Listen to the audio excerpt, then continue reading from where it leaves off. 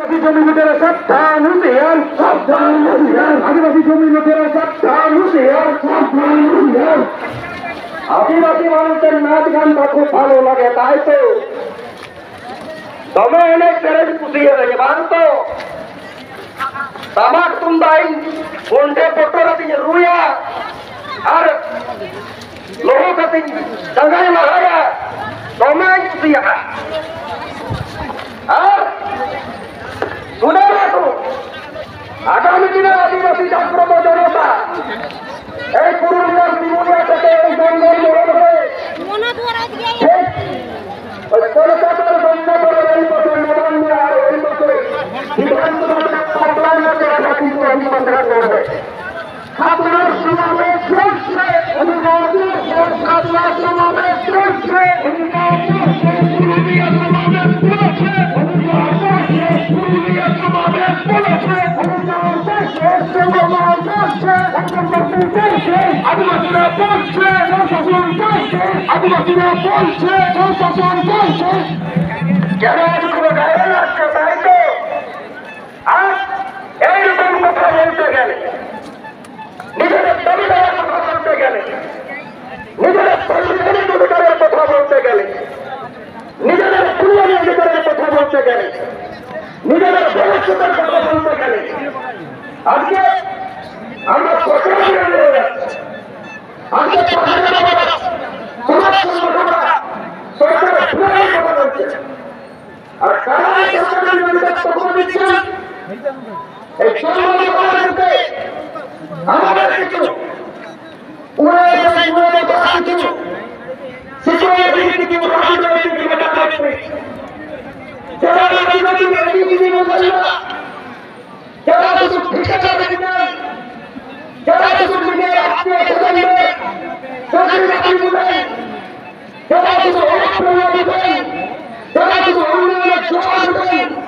শুধু আদিবাসী মানুষের মনটা বোঝার কোনদিন চেষ্টা করলেন না।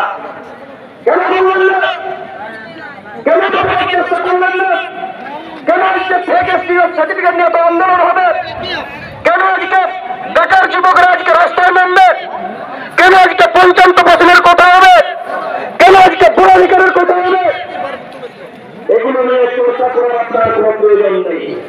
কারণ আদিবাসী মানুষরা তাদের অধিকার বুঝে গেলে আপনার ওই করে খাওয়ার রাজনীতিটাকে মুছে যাবে, আপনাদের পরিবারের ঠিকাদারিটাকে মুছে যাবে, আপনাদের ঘুরে এসে ঘুরে বসা হামরা মনোভাবটাকে শেষ হয়ে যাবে। তাই আপনারা বুঝতে পারেন, তাই আদিবাসী মানুষকে বারবার রাস্তায় নামতে হয়, তাই আদিবাসী মানুষকে বারবার ডেমোক্রেসি নিতে হয়, তাই আদিবাসী মানুষকে এই প্রখর রোদ্রে আইনের চোখা ধরে চিৎকার চিৎকার বলতে হয়। শাসকের চালাকি বুঝে গেছে আদিবাসী, শাসকের চালাকি বুঝে গেছে আদিবাসী, শাসকের ছলচাতুরি বুঝে গেছে আদিবাসী। আর যারা মনে করছেন যে এভাবেই চলবে, এভাবেই আদিবাসী মানুষকে ম্যানেজ করা হবে, এভাবেই আদিবাসী মানুষকে মিষ্টি কথার ফুলঝুরি দিয়ে ধরিয়ে রাখা যাবে, এভাবে আদিবাসী মানুষকে উচ্ছিষ্ট দিয়ে তাদের মনটা সন্তুষ্ট করা যাবে, শুনে রাখুন এরা আদিবাসী মানুষ, এরা বুনিয়াদী মানুষ, এই ভারতবর্ষের বুনিয়াদী মানুষেরা, এদের শরীরে সিধু কানুদের রক্ত বইছে, তিলকা বিরসাদের রক্ত বইছে, রঘুনাথ সিং ভূমিষ্ঠের রক্ত বইছে, পুরোধনের রক্ত বইছে। রক্ত কখনো বেইমানি করে না, রক্ত কখনো বেইমানি করে না। আগামী দিনে নিজেদের অধিকার রক্ষার স্বার্থে এক সময় সিধু কানু রাজা করেছিল, বিরসা রাজা করেছিল, রঘুনাথ সিং ভূমি রাজা করেছিল, পুরোধনের রাজা করেছিল। আগামী দিন কিন্তু অদূরে নয়, সেই লড়াই আন্দোলনের রাস্তাটা কিন্তু আপনারাই তৈরি করে দিচ্ছেন। এমন সেই লড়াই আন্দোলনের রাস্তাটা আমরা আছি।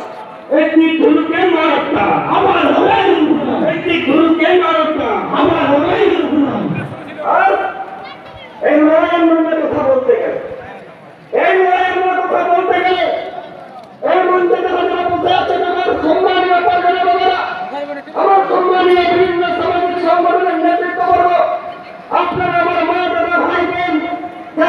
দেন, আদিবাসী মানুষরা কোনো কিছু হবে না।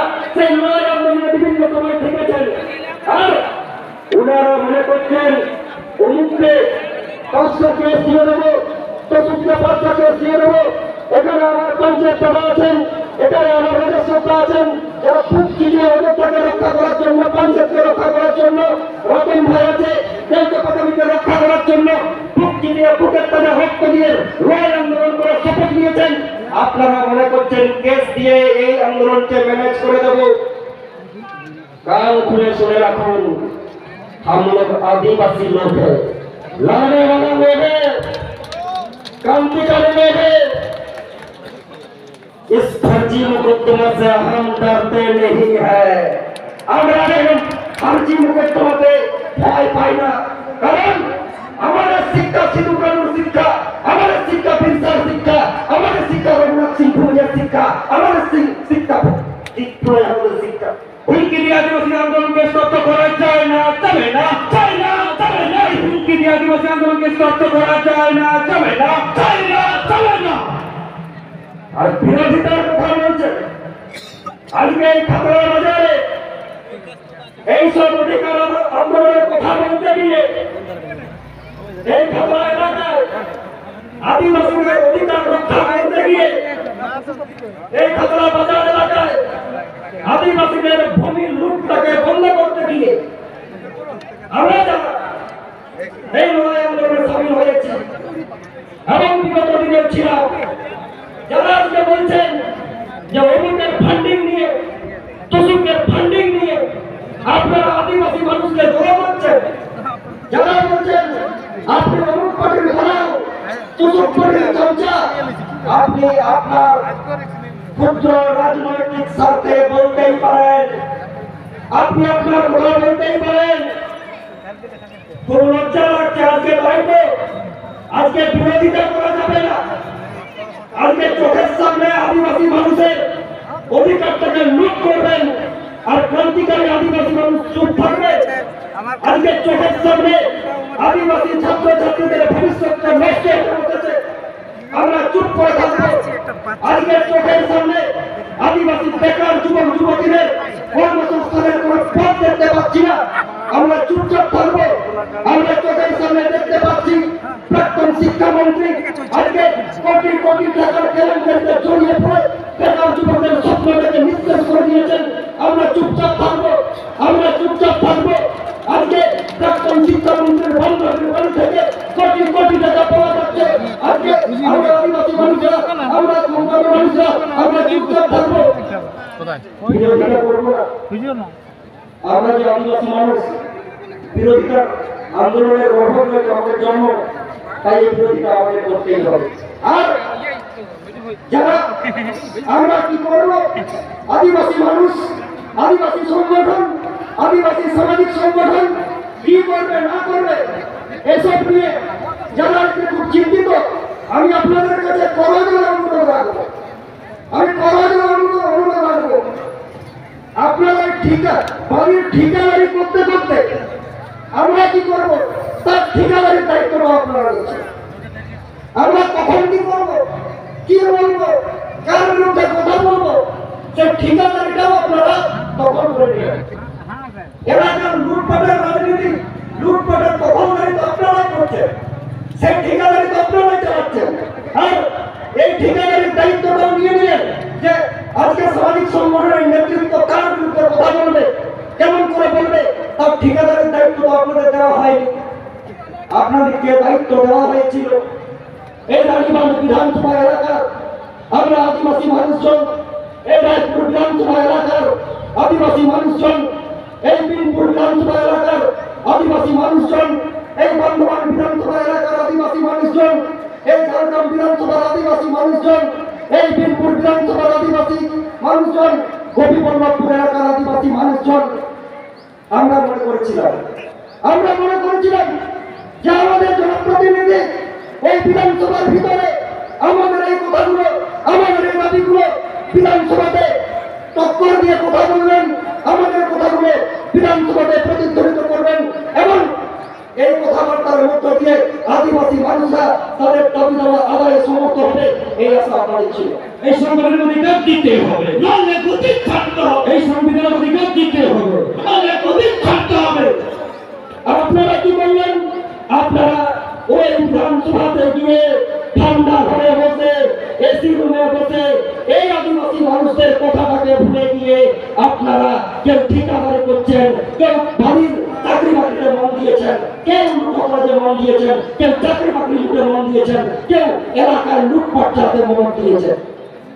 আর আদিবাসী মানুষরা তাদের বুনিয়াদী হক, তাদের জাতিসত্তার হক, তাদের সেন্টিমেন্টের আন্দোলন নিয়ে কিছু বললে আমরা সবাই বিরোধী হয়ে গেলাম।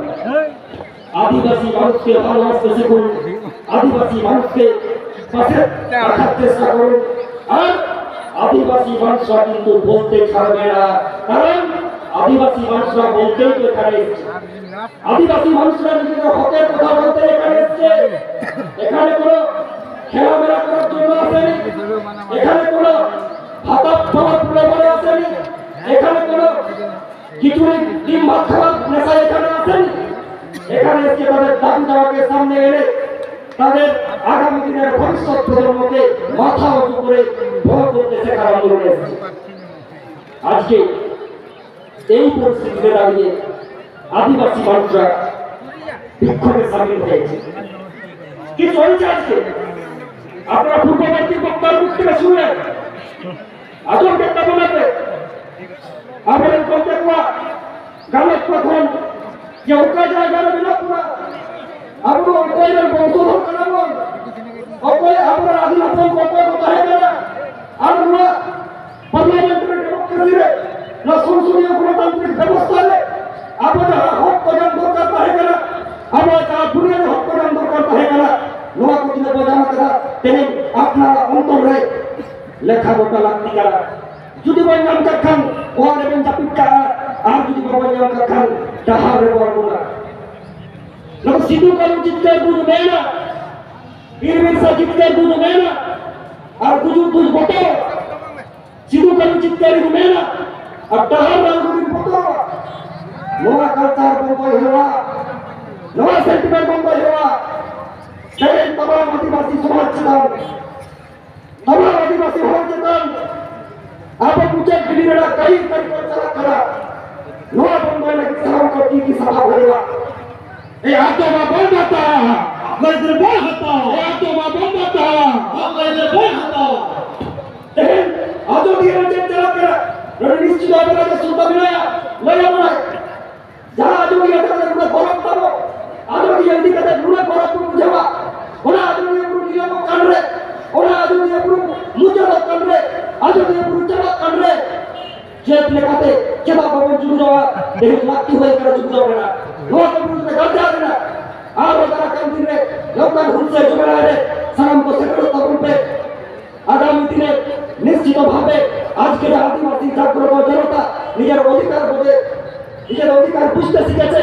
সেই বুঝতে শেখাটাই যে অনুশীলন চলছে সেই অনুশীলনগুলোকে এরপরে ঐক্যবদ্ধ লড়াই আন্দোলনে সামিল করে আগামী দিনে জানকপুর মানকপুর লড়াই আন্দোলনের রাস্তায় নামা হবে এবং তারা সম্মিলিতভাবে। আমি আমার বক্তব্য এখানে দীর্ঘায়িত করবো না, আর অনেক বক্তা আছেন আমাদের, শুধু একবার বলুন আদিবাসী একতা আছে